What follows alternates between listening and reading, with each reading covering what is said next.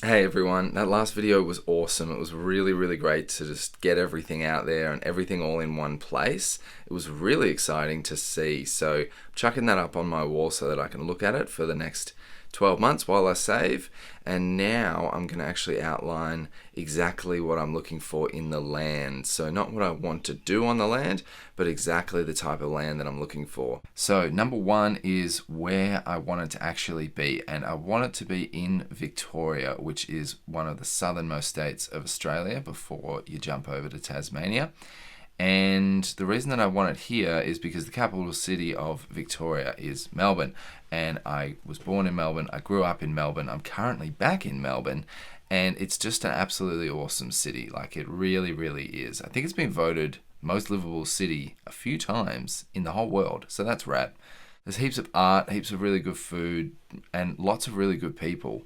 My whole immediate family is also here, so definitely want to stay close-ish to them, and basically anywhere in Victoria, even if you drove to the furthest eastern point, is about 6.5 hours away. Anywhere in Victoria is still a drivable distance.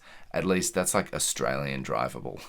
So yes, I want to be close to Melbourne for my friends and family, but I also want to be close to Melbourne for potential students. A lot of people come from Melbourne and they come and learn for a weekend or a week or however long the workshop goes for. So I really want it to be commutable. Being relatively close to a V-Line train station would be pretty good, but it's not really on my list yet. Basically anywhere that's drivable and commutable, I'm down with, you know. So this is where it starts getting a little bit funny, because I want it to be very far away from people for noise reasons, and I also just don't want to have that feeling that someone is always keeping tabs on what I'm doing. I don't want to be anywhere near eyeshot to my closest neighbors.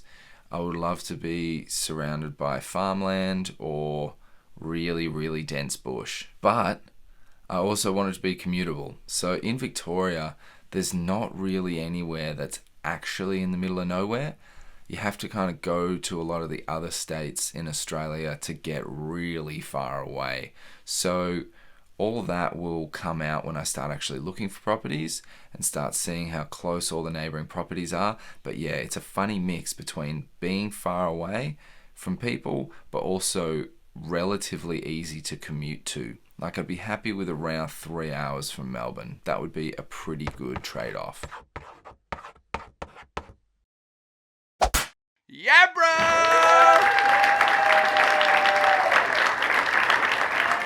Number two is all based on water. I want there to be a reasonable sized dam on there that's holding water quite well. So need to have quite a bit of clay in the soil to be able to hold water quite well. But I don't want 100% clay. I'm getting nitpicky. And I want the option to potentially dig a well as well, if I need to. And both of those basically rely on good rainfall. I don't want heaps of rainfall. I don't want to go far east Victoria, which is Gippsland, which has really high rainfall. I've done a lot of work in Gippsland, so I've got a bit of PTSD from Gippsland work. So it's also just too wet for me. I don't like the wet. I like things being a little bit more dry, but I can't get incredibly dry. Once you start going really far northwest of Victoria, it's super dry. It's too dry. So I've got to find that nice balance where it's nice dry for most of the year, but then we still get enough rainfall for me to be able to collect enough water to hopefully live on. All of that is dependent on the amount of roof space that I have to catch water off. And based on my drawings from the last episode, I'm going to actually do a little, just very rough calculation based on the yearly rainfall of that area.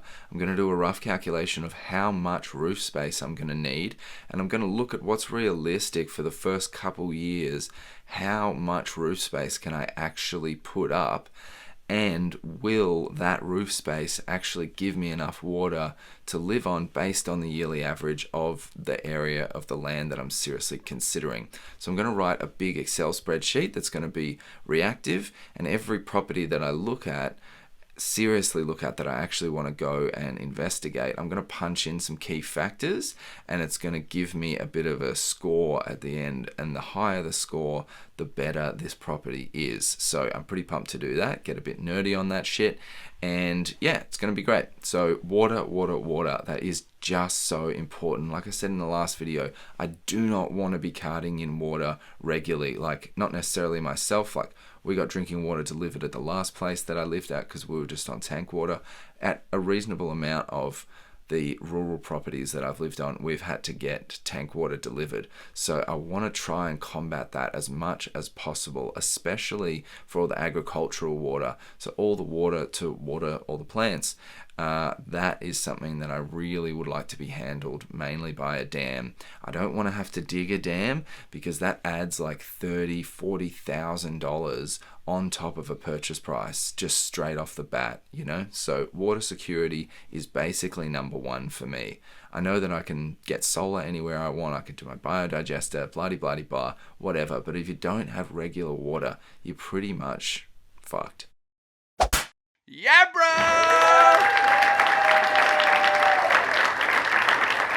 Number 3 is the actual size of it. How big do I actually want it? Since I was about 18, I've been punching into realestate.com, which is like one of the main real estate websites here in Australia.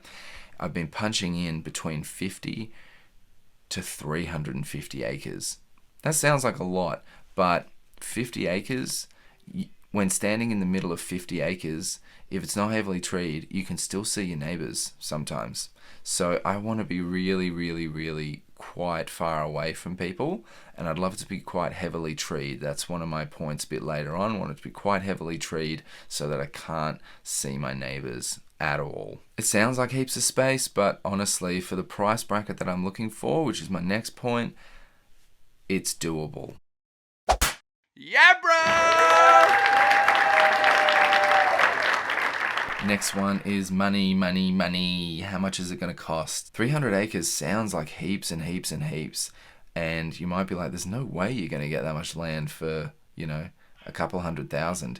I definitely have found many properties that are between 50 and 300 acres for that price bracket. So it's really, really beneficial that I'm looking for somewhere. The type of land that people don't really want is the type of land that I want, which is far away, is completely off-grid, like nowhere near services, and isn't that close to any major cities, and is potentially quite arid. It's not what people want. It's not what families want. It's not what farmers want. It's kind of semi-unwanted land. So I'm in this really nice pocket of, yeah, being able to do something that I really want to do for a reasonable price. Between $250,000 and $350,000. Can't really remember what we're up to. Number 5, maybe? Number 4? Whatever. Briefly mentioned it before. Lots of trees. Lots and lots of trees. One, for visibility. I don't really want people to be able to see straight into my land from a fence line. I don't want people to be able to see the dwellings that we make, the buildings that we make, not because they're going to be illegal or anything. I just really want that privacy factor. You know, really, really, really want to feel like you're entering somewhere quiet and sacred and private. And I just love eucalyptus trees. Like, the number one smell that I just love is sitting around a campfire with some eucalyptus on it and just hanging out. It just reminds me so much of being a kid and being out in nature, and it's just so beautiful. I love the way they look. I love the way the animals interact with really nice, dense eucalyptus forest. It's just gorgeous. So yes, that brings with it a massive bushfire risk, and I'm going to have to put more effort into getting all the bushfire regs up to spec, but thankfully buildings made out of dirt don't burn, and my drafter that I work with, she is a flame zone specialist, so her specialty is designing buildings up to flame zone, which is the highest fire rating in Victoria, I think in Australia. So yeah, it's going to be all good. We're going to take all the precautions we need to, and just having heaps of timber around to burn, to make stuff out of, you know, it's all good. Love me a forest. Yeah, bro!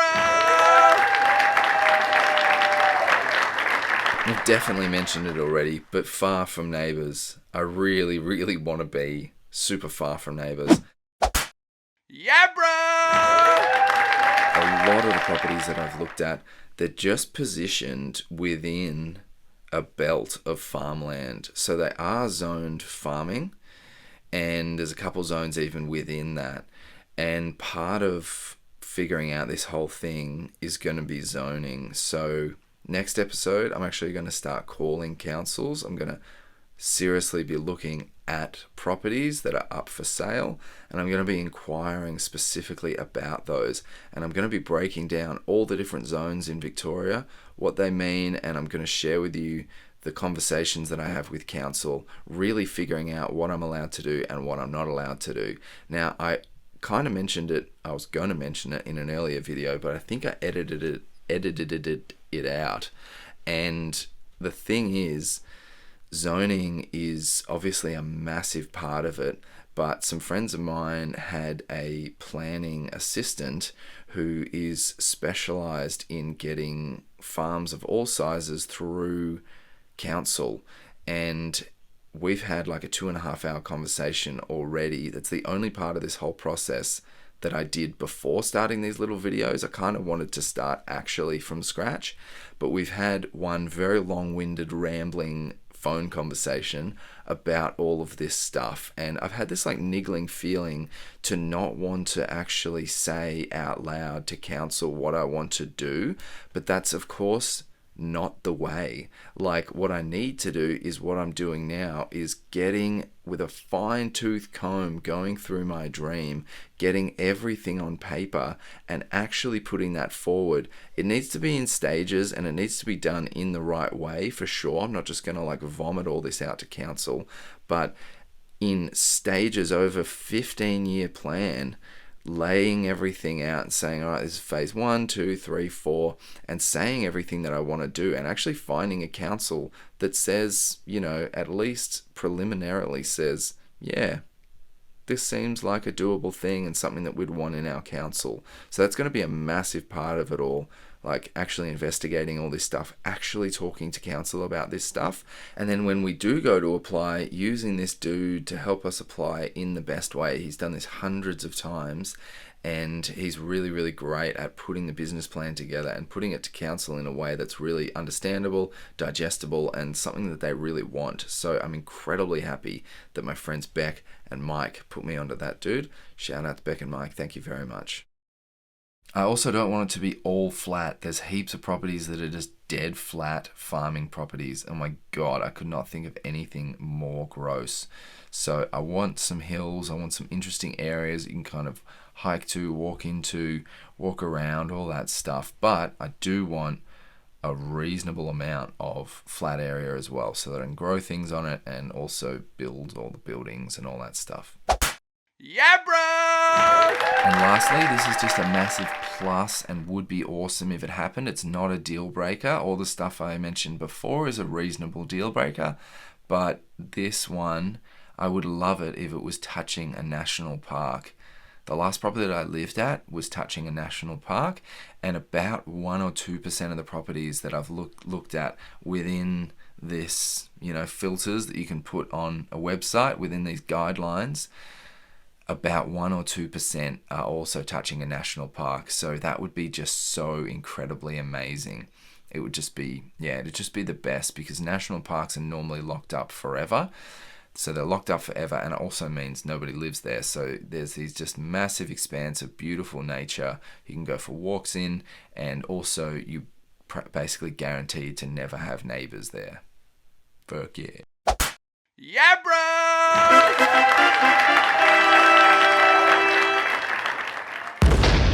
So that's it. That is the framework of what I'm looking for. They're my kind of guidelines. Most of them are non-negotiable. Yes, quite a few of those things can look a bit different from property to property, and all the properties do ultimately look quite different, even though they're all under the same kind of guidelines that I've been looking for since I was about 18. But in the next episode, I'm actually going to start nutting everything out and really, really really honing in on zoning. I'm going to be talking to council, sharing all that information as well. I can't publicly share stuff from council or from real estate agents, so I'll find out some interesting way around that. But I'll basically just narrate the whole process going through and share everything that I learn as I go. So I hope it's interesting and I hope it's helpful, and it really helps me to stay accountable, and it helps me just to get all this stuff in one place. So thanks heaps. You're rad.